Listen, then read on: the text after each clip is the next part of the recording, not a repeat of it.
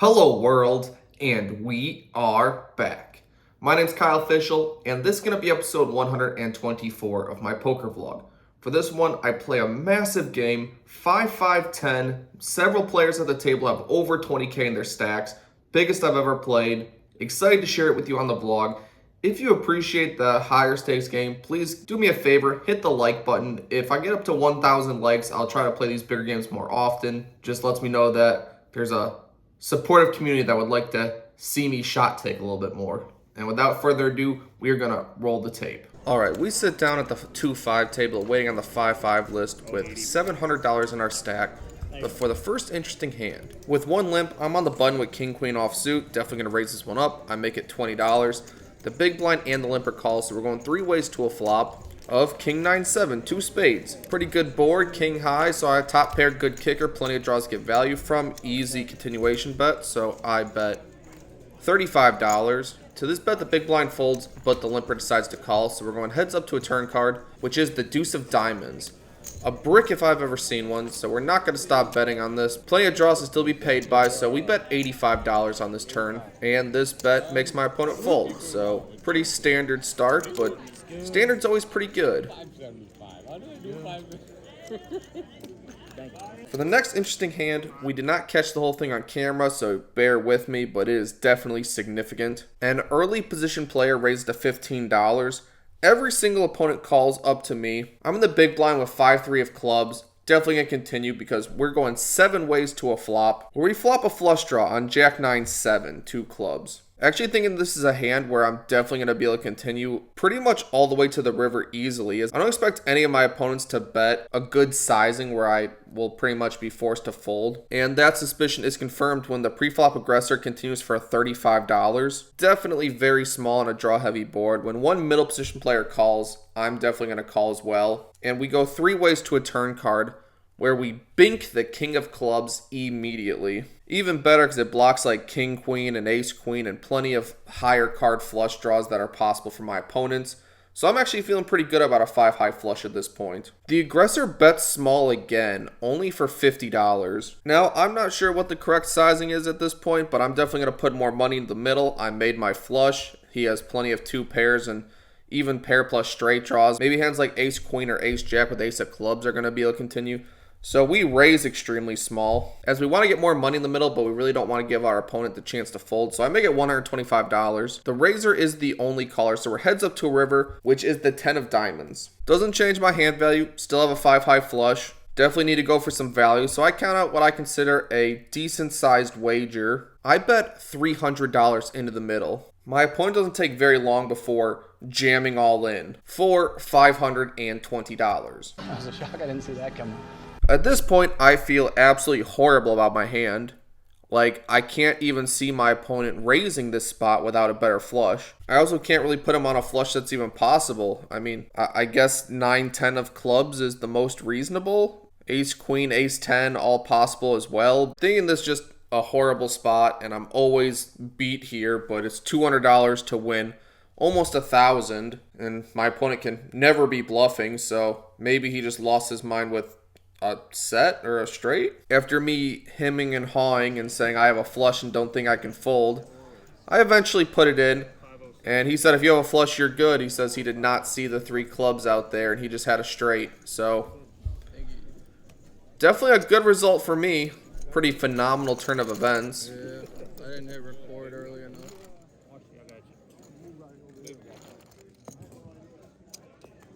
While I'm still working to stack my chips, the dealer rewards me by giving me pocket queens in middle position. With another gun straddle, there's one caller. I raised to $50 for pocket queens. Definitely want to size up. I think I definitely look a little spewy as the player who's still stacking chips and just putting some in the middle. Never expect him to actually have a hand. This time I do. Only the under the gun straddler calls. So we're heads up to a flop where I'm rewarded again, where it's queen 8-3 rainbow. Truthfully, have no idea if I can get paid by anything here. It's very dry. It's very hard for my opponent to have anything. But we're still going to go for a very small down bet.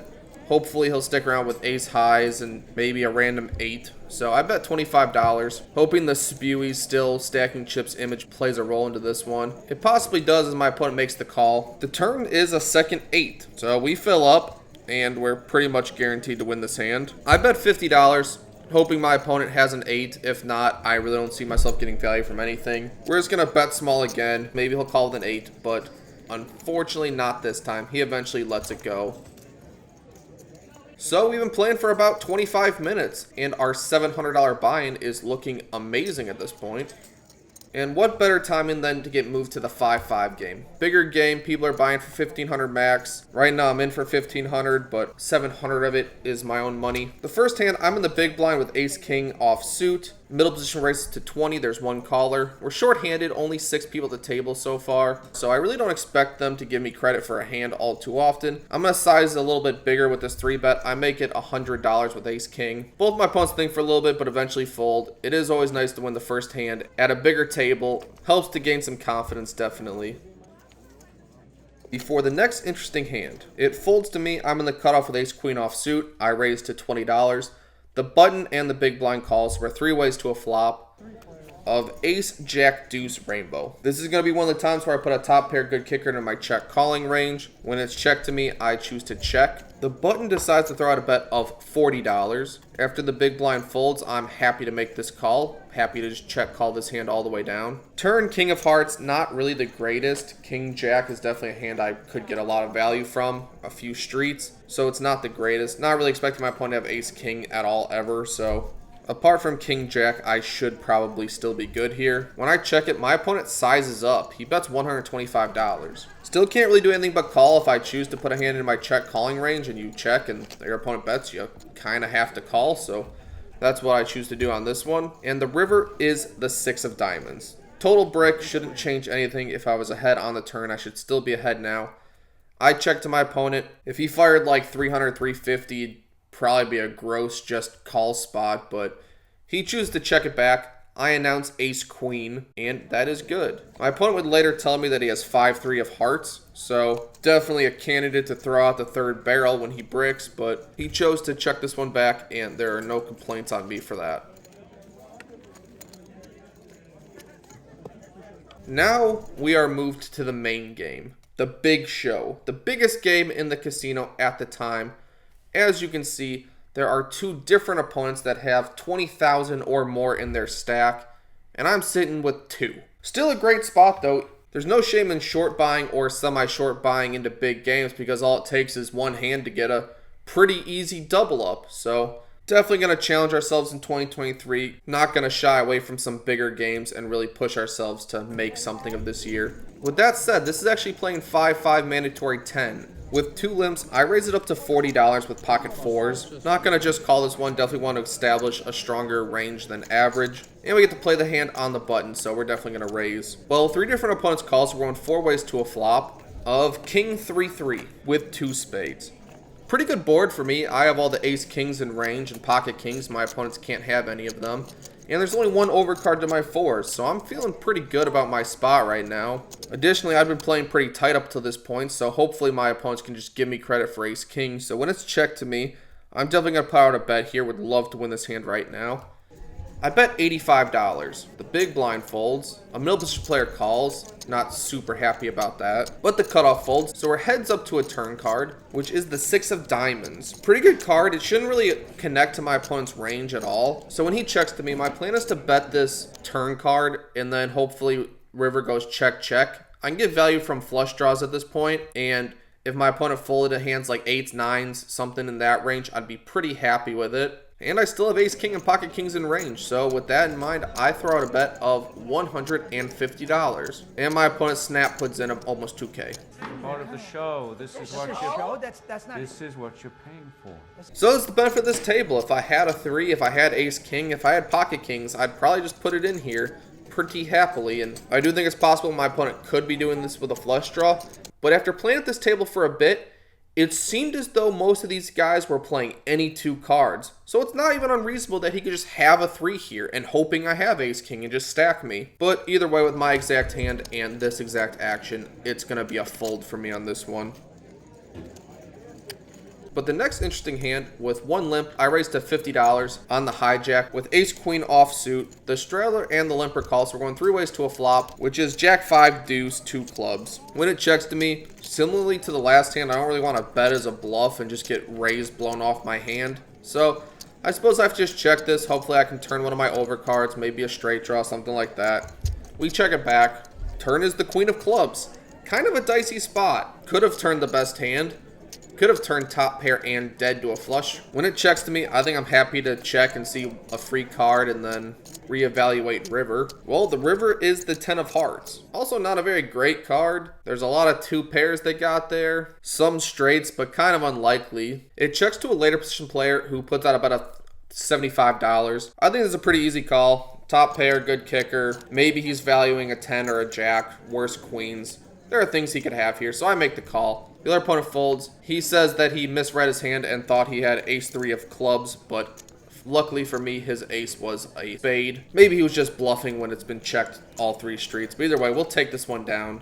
Happy to win a hand at the biggest game I've ever played. Now time for a very interesting spot. There is an under the gun limp. The small blind raises to 30. I'm in the big blind with king jack of clubs.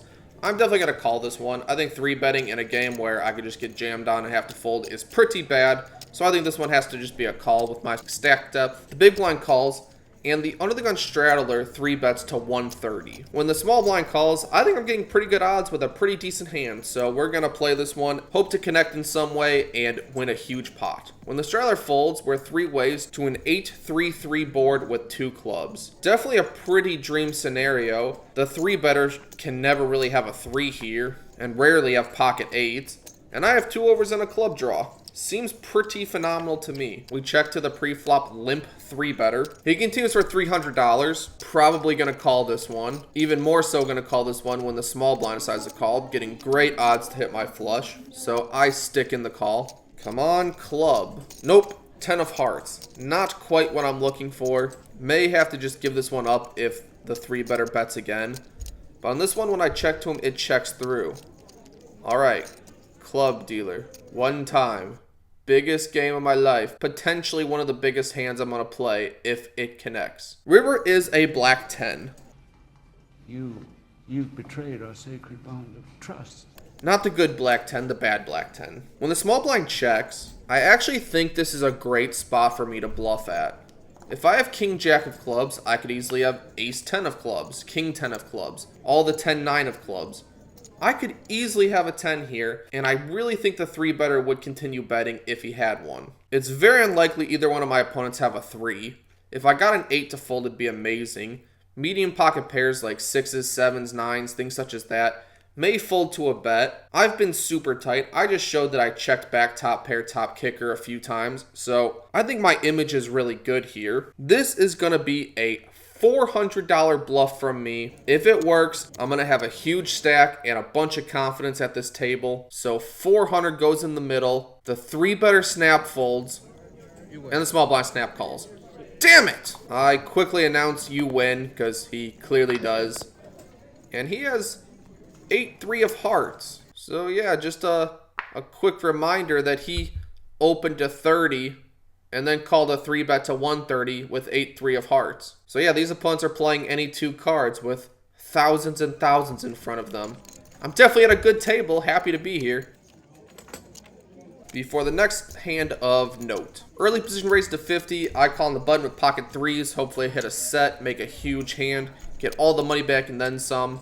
Small blind calls, and we are going 3 ways to a flop of 10-9-4, 2 clubs. Probably just going to have to fold this one. No set, no bet. But it checks to me. Happy to check back. No need to bluff here. Opponents could just blow me off hands pretty easily at this stack depth. Turn is the 5 of clubs. Now when it checks to me a second time, I definitely almost have a good hand. I think about bluffing is I could have like 4-5 here some of the time. I could have 6-7 of clubs. I could have 7-8 sometimes. I think my hand has enough equity to act as just a check. If I make my flush, it could be good. Otherwise, a pair of 3s could be good. I check it back. River is the king of hearts. Definitely not a card I can bluff on. So when it checks to me, I check it back again. And magically, 3s are good. I'm definitely developing a really tight image at this table. Hopefully, I can use it later. before we arrive at the next hand of note. With 2 limps, I raised to $50 with King Jack offsuit. I'm on the cutoff, I'm in position, just need to make a hand to get a huge payday, and we're not going to shy away from position in King Jack offsuit. I raised to $50 with small blind and 2 limpers calls, so we're going 4 ways to a flop of Queen 10-3 all spades. Pretty much a dream flop when you're playing King Jack offsuit with the King of Spades. This is going to be a hand where I probably bet. However, I do not get the option as the small blind just leads for 100. Pretty easy call for me. Second nut flush draw, open-ended straight draw. Let's see a turn card. Turn is the 7 of hearts. Very much not what I'm looking for. Opponent does not slow down, bets $225. Is it possible he just flopped a better flush? Probably not the ace high flush. If he did, it'd probably be lower, so my flush should be live. Maybe he's betting a hand like 2 pairs. You've seen these opponents can play any 2 cards, so I'm definitely going to continue a second time. River improves my hand. Jack of diamonds. Not the way I want to. Not even a relevant way, I would say. And my opponent bets $275. Tyler, what the hell is going on? Kind of a difficult spot. If my opponent was just betting ace X, just ace of spades, I win. But I don't think he would go this small with it. If he did, I think this is much more weighted towards the I have like 7-8 of spades, or I have queen 10 or king queen, something like that. So I don't really think a jack is strong enough to call in this spot. I make the fold. And we will never know if it's right or not. Next hand of note. With 1 limp, I make it $50 with Jack 10 of hearts. The cutoff 3 bets to 150, and then it folds back to me. I'm not going to roll over. I'm not going to let these guys just run over me at this table. Definitely going to defend with a hand that I think has a lot of equity and plays pretty decently against a wide 3-betting range. So I make the call. Flop is pretty phenomenal. 7-6 deuce 2 hearts. When my opponent bets $105, this is definitely going to be a bluff raise spot. Hey guys, we gotta do something, and we can't be cowards. This board is so much better for my range than a 3-better. I could have 6s, 7s, 5-4, 8-9, much more often than he can. Additionally, 2 overs and a flush draw is going to be good enough for a raise here. If my opponent had a hand like ace, king, ace, queen, ace, jack, probably in a tough spot. So we're going to raise bluff this one with the intention of just getting it in if my opponent decides to jam. I make it $400, and luckily for me, it does not come to that as my opponent folds. Luckily had an ace X hand just doing a standard C bet. We are not going to just roll over on this table. But this brings us to a final hand of note. It folds to me, I'm in middle position, ace king offsuit. I raise to $40. The button is the only caller, so we're heads up to a flop of 8-6-3 2 hearts. I check it, no real reason to bet on this board, doesn't connect to me at all, my perceived range or my literal hand. My opponent decides to bet $60. Well, with the ace of hearts in my hand, I think I still have some playability and some devious intentions with certain runouts, so I'm gonna make the call for $60. Turn is the 7 of spades. And on this card, my opponent bets 100. I really just don't believe him at this point. This table had been playing very aggressive. If checked to, there was almost always a bet. Very rarely did hands check through. And I still think I have plenty of bluffing potential if the river is a heart. I may even lead bluff, as with the nut blocker, it might be my only path to victory. But it's definitely a possibility for me, so I'm going to make the call a second time. Well, that seems to be very unnecessary, as the river is the ace of clubs. Definitely rivered an extremely high amount of showdown value. Super happy with that river card. Apparently my opponent is too, as he bets $250. I'm never folding. But he had 8-7 offsuit. 2 pairs are definitely better than 1 pair. And he's gonna win this one very handily. It is time for me to head out. Into the game for 1,600, out of the game for 538, which is a loss of $1,062. Across 4 hours equated to $247 an hour, or 25 big blinds an hour. Yeah, it didn't run as good as I would like to in some certain spots. I would definitely say the hand of the night was King Jack of clubs on 8-3-3. Actually glad I didn't hit a club, because depending on the specific one, that full house would be kind of hard to identify, and I probably would have gotten stacked. Additionally, my bluff on the river there, I like my sizing because I'm literally repping 10s full, and trying to get value from single pairs when I have it. I'm not really expecting to get value from a 3 all too often. So I actually like my smallish sizing there, especially because the times I'm snap called, I save a bunch of money. So if I was snap called with like pocket 7s, it'd be a little grosser, but happy with how I played that one. If you enjoyed the video, please, again, leave me a like. It would help me out a great deal, and I will see you all next week.